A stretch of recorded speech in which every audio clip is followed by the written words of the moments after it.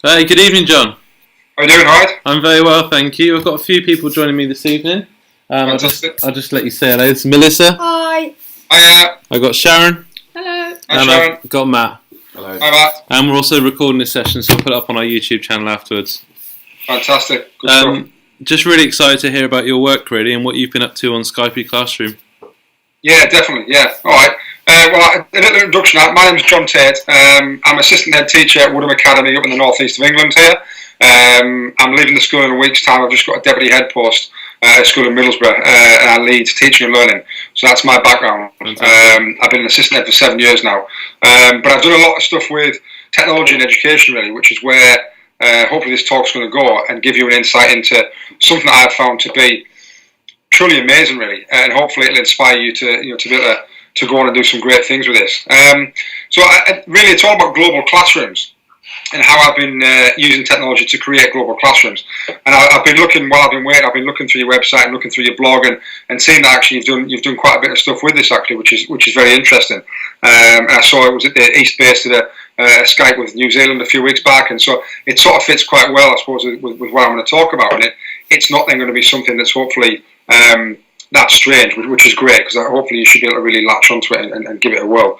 So I think where I'm coming from initially is I've got a big passion really for global classrooms that I think we owe it to our young people to really make them global citizens and to give them every opportunity to be able to communicate and collaborate with students of all cultures, irrespective of time zones and borders and races and those things like that. Because I think that the more and more as we move into this digital technology age, the more and more jobs that are going to be actually either recruited online or they take part online. And all of the big academies now, all of the big organisations across the world now are trading globally, and that's only going to get bigger. And if we look at how the internet has actually shaped itself over the last sort of 20 years or 25 years really since it's been born, it's an incredible feat that we're now. As soon as Wi-Fi goes off, nobody can handle it. The internet connection goes down, and we need to close the school. And it was funny because only 2 days ago, I came into school and all our computers were down. And I went into the heads of year office, and the heads of year were saying, "Well, we can't do anything. What are we going to do, John? We can't get onto the internet. We can't access our emails. We can't get kids' phone numbers." And straight away, I went to a talk a few years back at the SSAT National Conference. And there was a guy from America who was talking about how he believes in hundreds of years' times or thousands of years' times, if we get to that stage, that actually the digital age and the digital technology age will be seen as the biggest and most transformative revolution or evolution that we've ever had. Because the Ice Age and things like that happened over thousands of years. We're talking 25 years, and our whole world's changed. And I think that is where we really need to be on the ball, because we've heard before that we are preparing kids for jobs that don't even exist yet. Web designers weren't around. Certainly when I was at school, and by looking around the age of the class they are, I don't think I'm doing anyone any disservice to say that that's probably what they're saying. Maybe there's a snigger from the corner there, is there? But certainly if I went to my careers officer, when I was at school and said I want to be a web designer, well, what's that? And so I think we need to be mindful of that, and we need to give our students every opportunity to be comfortable using technology and being able to collaborate with students across the globe. And so that's a little bit of background. And certainly from where I come from, where I live in the northeast, I don't know what it's like in your school, but certainly our school is 98.5% white British. Very white, working class, industrial town, and we're not doing our kids any sort of preparation for life then, because if they go off to university and they go to the big cities, then it's very, very different from what they see where we live. So I think we need to do something to prepare them for that. So I think Skype can really help with that, and the global classrooms can really help with that. So forgive me for mentioning Skype quite a lot. If I do mention it quite a lot, I'm not in any way in terms of a product placement or branding. You can use Google Hangouts, you can use FaceTime, whatever it is. The reason I say Skype is because I think to me Skype has almost become like when I say I'm going to do the hoovering. I don't own a Hoover, we own a Dyson, but it's that sort of terminology. So when I refer to Skype, it's more of a video chat. But because of that, Skype, I've done some work for Skype, and I was out at the Bet Show talking on behalf of Skype how I've used this. So that's where I come from when I mention the word Skype. So initially, how can we use it then? Skype have a global community called Skype in the Classroom, and it's certainly that's something that I want to draw your attention to straight away, because it's not just a tool. And I think that lots of educational or technology companies lose sometimes the outcomes really, and when they're selling products to us, because they're looking at it from a technology point of view. What can technology do? Technology does this, does this, does this. Well, as teachers, we need to know what's the outcome going to be. What's the outcome on learning? Is it going to improve our learning? And I hear quite a lot. Let's do an iPad lesson, or let's do this, or let's do a Skype lesson. Well, what are we trying to do? Are we just trying to use an iPad because we want to be clever, because we want to be flashy? What are we doing it for? We need to always have in the back of our mind, what's the outcome going to be? Is it going to improve the outcomes? Is it going to improve, and it may just improve the engagement, which in turn improves the outcome, which is fine. But we need to remember that that's in the back of our mind. But Skype in the Classroom is a free global community of teachers, and it's got its own website, education.skype.com. And you can go on there and you can sign up as a teacher, and there are thousands of teachers across the world that have already signed up to that. And the reason it's great is because it's not, like I say, it's not just not just let's just use Skype like we're doing now. There's a community of people there who are wanting to use it, and what they've got at the moment is they've got thousands of lessons that people have created that they want other teachers to take part in. So you may go on there and think, right, well, I'm just going to look around and see what's on there. There may be a class in America that's looking for a class in England that's doing something on climate change, and you may think, God, that's exactly what we're doing at the moment. Wouldn't it be great to connect with that class? So you can then literally click, I want to register for that lesson, and it sends an email to the class over there. I'll talk a bit more about that as we go further on. But I just wanted to draw your attention that there is a community out there of teachers already using this and already wanting to use it. So then maybe you can go on there and get some inspiration from lessons that are already set up from classrooms across the world. And what better way to actually have the content delivered than delivered by experts. And the experts don't need to be what we classed as experts 20, 30 years ago in terms of professors and educators and all that. Actually, kids can be experts, because kids that live in different climates, let's say you're doing something on extreme weather or hurricanes, wouldn't it be great to get a school from Florida to talk to you about what it was like when a hurricane ripped through their town, and the kids were running and they were scared, because I think for me as a teacher, when you start to get feelings, when you start to extract feelings from people, it then makes an impact, and it then creates deep learning, because those kids remember those things. And it's all right me just saying, oh, it scares people and it's atrocious weather and this. But when you've got someone saying, well, half of my house got ripped away, and I wasn't able to see my parents for a few, and I wait to run for our lives, and the waves were coming. Wow, we're starting to tap into something a little bit more than just let's watch this YouTube clip, or let's do something on this, or what would it be like to do this? Well, get it from the horse's mouth, and I think that's really important. And also, don't always think that you have to just receive. There's obviously, you live in an area of the country that obviously you'll be able to teach other students about, and different things that happen in Britain and the history. So you can then be giving and taking, and having your students deliver things to other places, which I think is great. So yeah, the other thing, it's free and easy as well. It's quick. You can sign up for free. You can create a lesson very quickly. I created a lesson. I ran with the Olympic torch in 2 years ago now. It doesn't seem very long ago. 2 years ago now, and I decided that I wanted to give something back. And although I went on all the local schools with the torch and the brownies, the guides, the scouts, I did 2 weeks solid. I wanted to do a little bit more than that, and I put a lesson on the Skype website called "Bring the Olympic Torch into Your Classroom." And I've just finished. I had to close it 2 weeks ago because it was running my life. And because the Winter Olympics came back on again, it just burst into life, and everyone wanted a piece of it, which was lovely. And I felt like I really made a difference across the world, because I've done 40 different guest Skypes. Wow. In 17 different states in America, and I'm only 2 away from doing the blockbuster sort of, the sort of coast to coast sort of, and I need an AirBob, I need Arizona to sort of almost to get that across.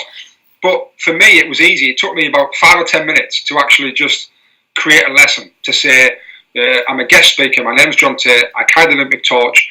I'm looking for English-speaking classes, primary or secondary, who want to learn about the Olympics. Blah blah blah. I put a photo on. I put a video on. Job done. Off I went. Put it up there, and that's it. Left it. I kept getting emails every now and again from classes saying I want to register. It sends me an email. I then send a couple of emails back and forward saying, well, what time do you want to do it, etc., etc. just like Gary and I did tonight, and then off we go. We set it up, and it's very, very easy, to do that. So I can see it from a guest speaker point of view as well as a teacher point of view, and it's certainly not onerous in any way, shape, or form. All right, so let's look at. I've got 4 different ways to hopefully inspire you to use Skype in the classroom, and maybe some ways you haven't thought of before. And forgive me if you use any of these ways before, but I'll go through the 4 different ways, and it may just be that one of them strikes a chord with you, and you can go away and you can try it tomorrow, and we'll go from there. So the first one is to connect with another class, which I suppose is the most obvious way. How can we connect with another class? It doesn't have to be on the other side of the globe. It might just be on the other side of I was going to say the town or the island or the county, wherever it is. It doesn't really make any difference. And by using the website, you can register for somebody who's already looking for a class like you, or you can decide, well, we're looking for a certain class. So you can register a lesson and say, we're looking for a class to talk about whatever. Put as much information on there as you can. And it's pretty similar to sort of selling something on eBay, in that the more keywords you put when someone's searching for something, the more keywords you put, the more chance you've got of it being found by someone. So you try and make it as descriptive as you possibly can, and then hopefully you can find a class that that picks up your request and wants to give that a go.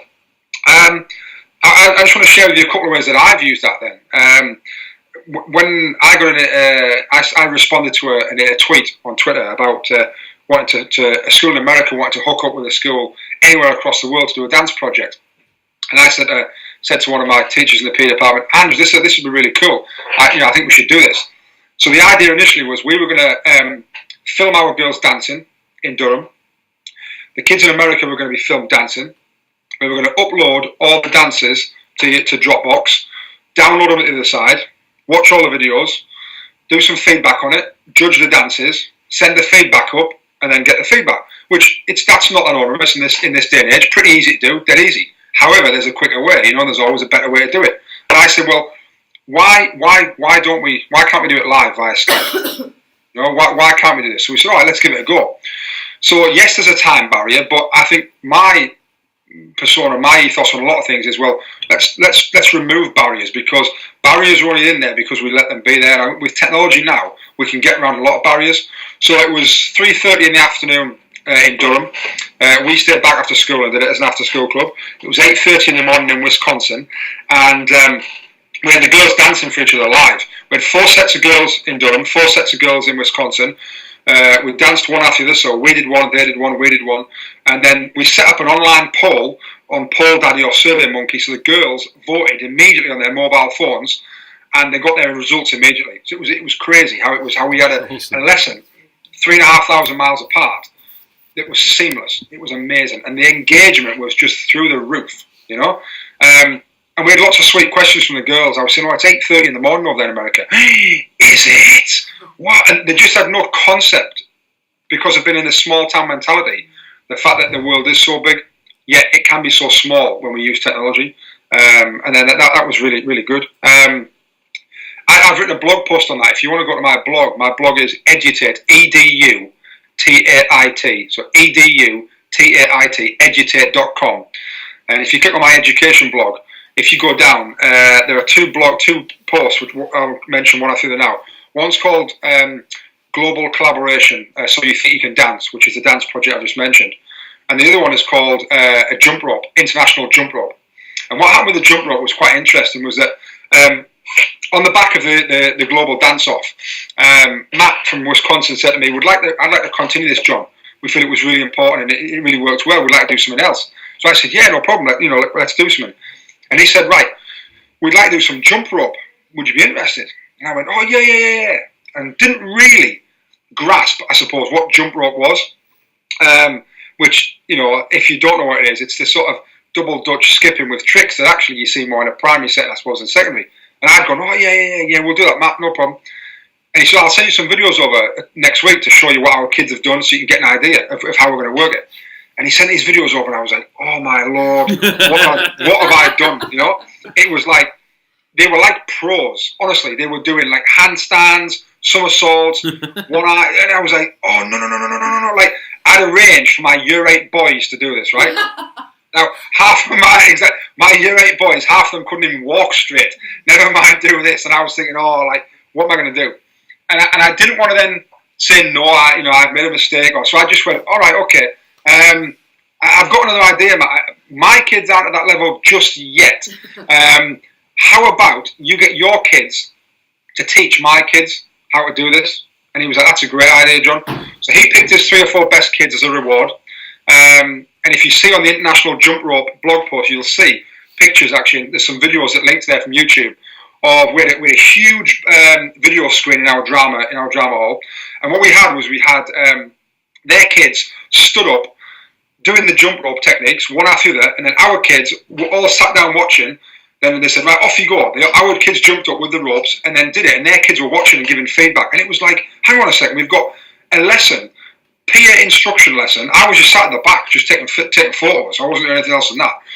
And it was like you say, 3,500, 4,000 miles apart, and it was incredible. And again, the power of that to the kids. And then that led me into doing that so I did that for a 6-week block afterwards, because we do a lot of health-related fitness, and we've done circuit training before. It kind of gets a bit boring for some of the kids because there's a lot of it. There's no real technique. It's just fitness and stamina and speed. With the jump rope, there was a real idea of technique and skill along with the fitness.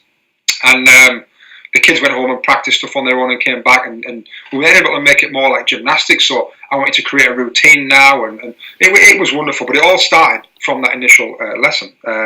So yeah, that's 2 ways that I've done it. I've written blog posts on that. And also on my blog, there's a blog post called Global Classrooms, which spells out a lot of what I'm going to talk about tonight. So it gives you an idea of either to refer back to, or if you decide that it's something that other staff need to know about, or you want to push it a bit further, there's something there to have as a reference guide. All right, so that's the first way, is to connect with another class. That was how I've done it. You can go on the website, you can find classes that already want to do it, you can set up your own one, loads of ways, get involved, give it a go, and see what happens. All right, next one then. As a twist on that, there is a growing popularity for mystery Skypes. And if you go onto the Education Skype website, you'll find a mystery Skype page. And a mystery Skype is basically where the 2 teachers know the schools, obviously, because you need to know who you're calling. That'd be pretty stupid if you didn't. But you know who you're calling, and then what happens is that the kids don't know where they're from, and it's an international sort of mystery guessing game with carefully crafted questions that try and work out where the other class are. Now, there's obviously a skill to this, because you don't want the kids to go, which town are you in? There's it's a bit, I suppose, a bit like the Guess Who game that we probably played as kids, where you flip it over and you've got to ask the certain types of questions. And I think that's really good, and that's a great way to get started with Skype. And it creates. I'm a big believer that we need to create curious learners, and kids who are curious and excited and engaged. And I think that if we can get that, and if we can create that as teachers in our classrooms, we've got that hook. We've got that hook for learning. And I think this certainly creates curious learners, because they don't know where this class is from, and it may just be that they're from the other side of the town or the other side of the country. They don't have to be from the other side of the world. However, it's a real good way of actually sort of teasing things out, and so that's a really good way, and it's becoming almost a cult activity, I think, on the Skype website. People are saying it's really good, and that's all been started by teachers. Really, that wasn't something that Skype started. That became something that Skype jumped on the back of and thought, hang on, this is clearly something that people are enjoying, and it went from there. So yeah, if you want to have a look at that, see if that floats your boat, and get involved with that. All right, the next way then is to bring in a guest speaker. High quality guest speakers are very, very difficult to get hold of for different reasons. Firstly, cost. People aren't cheap, and people are making a living out of being guest speakers now, so they charge sometimes ridiculous sums of money to speak. You then got the overheads, travelling expenses, they might have to stay over, etc., etc. And also, it's probably a full day out of their diary. If they're coming from maybe an hour or 2 hours away, then you're asking them to give up a whole day. So it's quite prohibitive to get these quality speakers in. But just like you're doing now, if you asked me to come down to the school to present this, then my answer would have been, sorry, it's too far away and everything else, and it just wouldn't have happened. But via Skype, we can do this, and we can bring guest speakers in exactly like we're doing now into your classrooms. And for me, I'm a big believer as well, is that we as teachers don't have to be the font of all knowledge. And the quicker we accept that, and the quicker we understand that we can deliver content via various different means and mediums now with the digital age, then the better our classrooms are going to be because of that. Because yes, we're qualified teachers, and yes, we're subject specialists to a certain degree, in certain age ranges anyway. But we can't be an absolute expert in everything we teach. It's impossible. We teach so many different topics that yes, we've got a good broad knowledge. We're not industry experts in every single area. And if you look at that and say, well, would I be able to take my learning and my students' learning and their outcomes further if I had an industry expert or a world-class expert delivering some of that content? Well, the answer is probably going to be yes. I'm not for one saying you just sit back and deliver all of your lessons via Skype and just put your feet up and just say, crack on, guys, and there's a few smiles. Yeah, they like that idea, John. But I think there's a time and place, for those activities, and I've tried to go by the mantra of, well, if I'm doing a 6-week block, wouldn't it be great to have a Skype expert every 5 or 6 weeks to really finish off the topic and authenticate the learning? Because I think that kids see us far too often as being not real people. That we don't go home from school, we sleep in sleeping bags in our classrooms, and they say, "Oh, well, you're a teacher, sir." As if I've never been around the world, or I haven't had kids myself, or I haven't been in school, as a child. So I think that when a real person delivers some of that content, suddenly the kids go, right, yeah, now I get it, and you're like, I've been telling you that for weeks. Yeah, but he's real. He works. He's got a job. And it's like, well, and they don't sometimes make that connection with us sometimes in terms of because we're teachers. So to get someone to do that and deliver that content is fantastic. And it doesn't have to be a world expert. It may just be that as an English teacher, a journalist, and that journalist can Skype in, or you might know a doctor or a nurse or a paramedic or someone who can just say, you know what, this is what really happens. And this is what happens, and this is what I needed to get involved. And I think that everyone, I'm making a generalisation now, but most people will know somebody in a certain profession who can help out. And they might not be able to come into your class, and they might not be able to come into your school, but would they be able to give up 20 minutes of their day to Skype in? Yes, they probably could do. And this is the mindset we need to get in. What if, and why not? What if I could bring a world expert into my classroom? What if my kids could speak to, this person? And why not now? And what would that do to my learning? What would that do to the kids' learning? What would that do to the education that I'm able to provide? And really, if we start with that what if, and then the why not, everything tends to fall into place, because things are, we are able to do these things now, and technology has removed those boundaries. As an example of what I've done is I've brought in.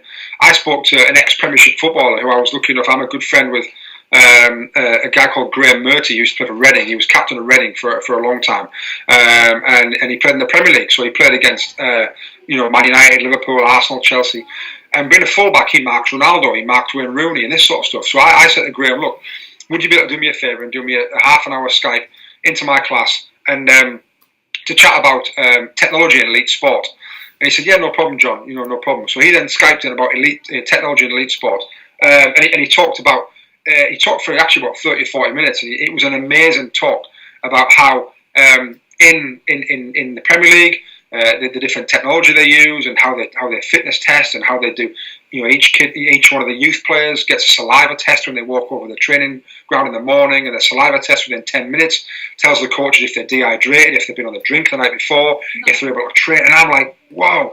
And it was like a degree level lesson to my year 10s. It was amazing. There is no way on God's earth I could have gone anywhere near that level of detail. I then asked him to do a second one a few months later, and he talked about pressure in elite sport, and he talked about playing at Old Trafford in front of 75,000 fans. Now I can only imagine what that's like. I can tell my kids, oh well, I'm sure you would have butterflies, or you might be worried, but he can say, this is what I was doing in the tunnel. This is why I had to go to the toilet 5 times, 2 minutes before kickoff. This is what it was like when I had to step up to take a penalty in the last game of the season when we got promoted to the Premier League. And all those sorts of things that I can't do that. He told my kids how that he was trained to get his heartbeat down to 58 beats per minute within 10 breaths, irrespective of his surroundings. And those sort of things that just took my level to took my lesson to a different level was brilliant. I then spoke to one of my old school friends who was a coach out in Qatar at the Aspire Sports Academy near where the World Cup's going to be, and he talked about fitness testing and how how fitness testing is very important. And again, he's an expert in his field, and I was able to call a favour in from an old friend who Skyped in from the other side of the world. So lots of different ways to do that, just by people who you know, who you can get to do that. And I think we all know someone somewhere, via maybe a few sort of different, maybe a tedious connection of my parents, friends, whatever. But you call on those whenever you need to. If you go onto the Skype website, because Microsoft on Skype, Microsoft obviously have a huge pull in terms of the global business world, and there are lots and lots of different organisations on the Skype website who are already happy to speak to your students.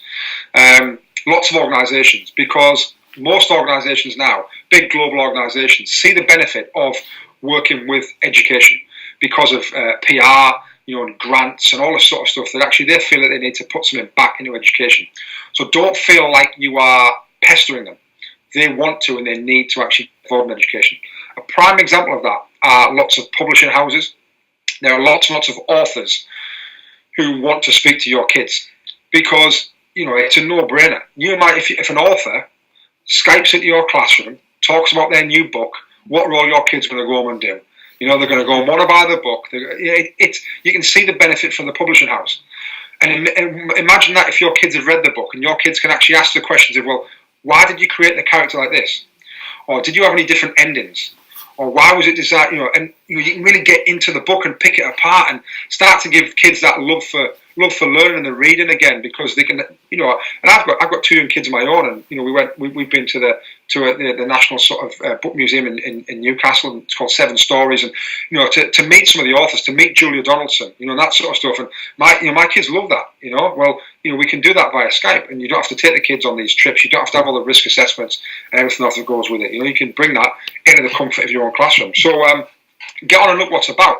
There's like the NASA Digital Learn Network are on there. There's some amazing organisations that are on there that want to do, and have already set up lessons saying we want to speak to your kids, just like I set up my Olympic torch lesson, for that very reason. So get on and have a look and see what you can do, and see if you can find someone who can deliver something maybe to a little bit more detail than you could have done it normally. And also, I think it's a break from the same message from the same mouth all the time.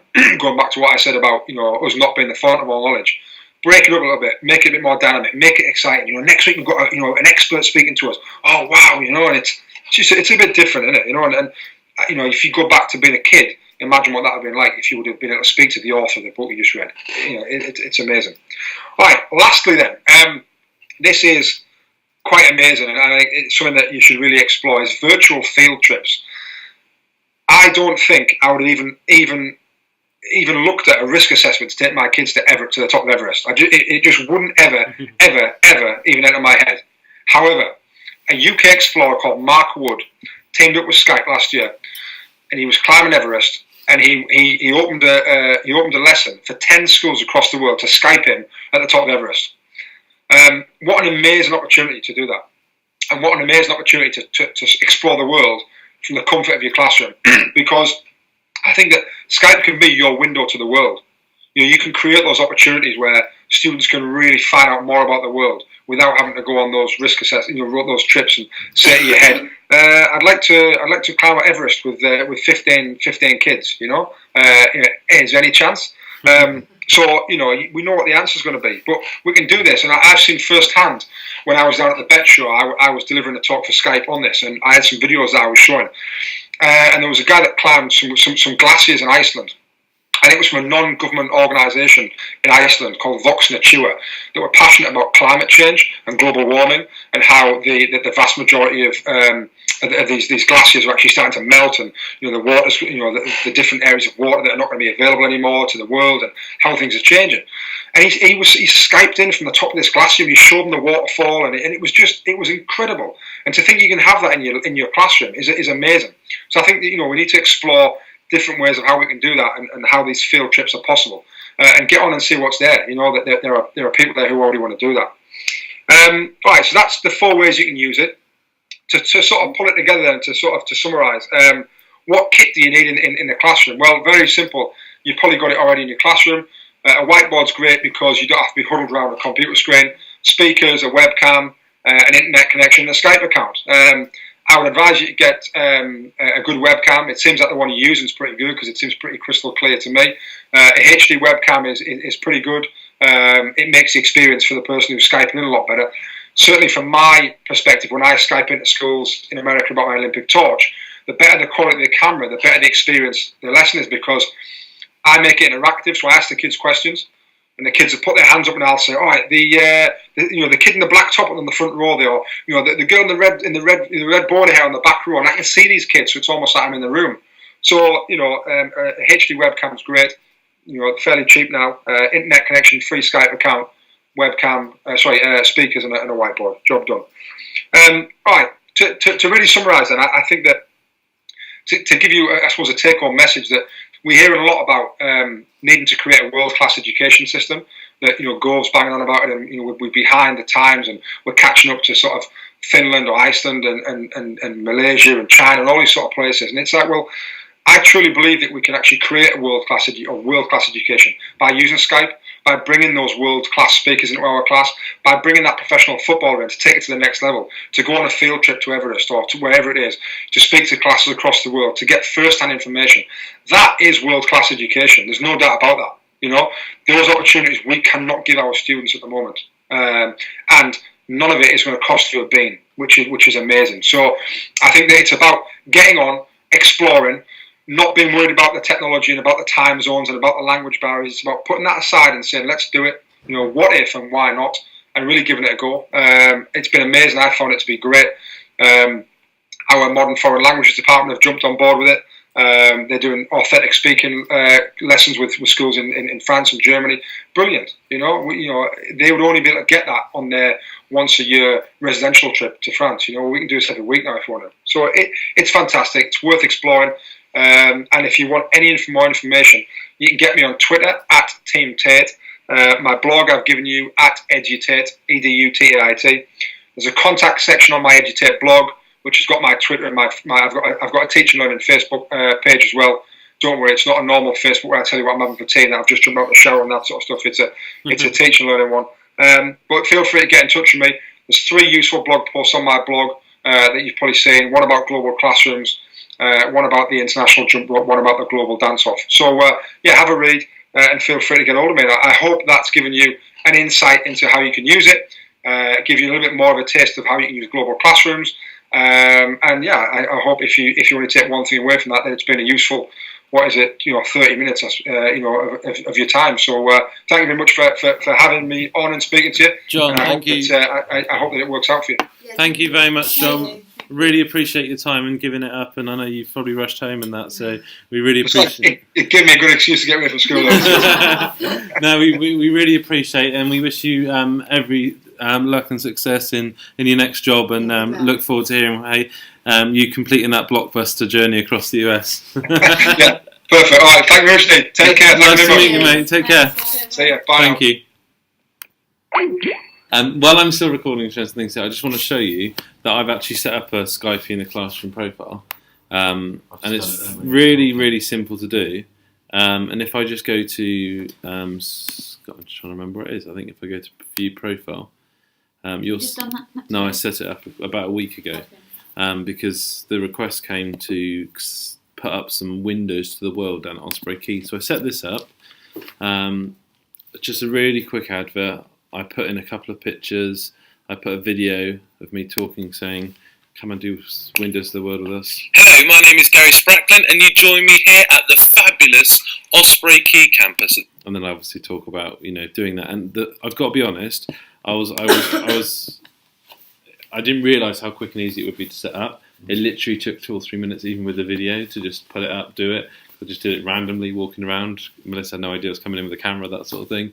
I did it, and the response back really has been phenomenal. The amount of schools that have contacted me just through the little advert has been amazing, and all from around the world. It's clearly a really thriving community. Every single one that we've had back, we've followed up so far. So we've had people from mainly from the USA, have contacted us. You could be stitching yourself up. But I've sent it on to other people. So, like, for example, I've sent one on to Eastbase, I've sent one on to Westbase, I've sent one on to you now. You will have an email. I've sent one on to Kim. I've sent one on to Modern Foreign Languages at Royal Manor, saying there's this person who wants to Skype with you.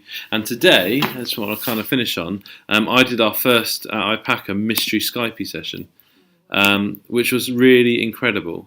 I just want to show you a couple of bits of video from that. If I just open it up in here. Desktop. So this was our children at Southwell Skyping to Idaho in America. So that's not the one I want to get. I want to get the other one. This one's the Skypey one. So this is From the United Kingdom. No. So our children asked about 20 questions. It turned out to be about 60 questions. It went on for about an hour, but it was an amazing experience where they asked questions. Does your continent start with the letter A? Does your continent start with the letter A? No. No. And obviously there was a bit of an age gap here between the different groups of children that were working with, so it didn't matter at all. And it was fascinating. I'll turn to ask the question now, guys. So we went through, they could see them, because they had a big view of us and a little view of Are you near us. America? So they asked different questions as they went along, and then when we found out where we were, they got to ask other questions, which they really enjoyed.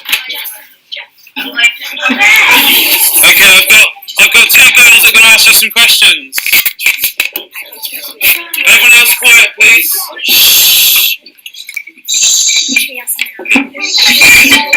Do you like waffles?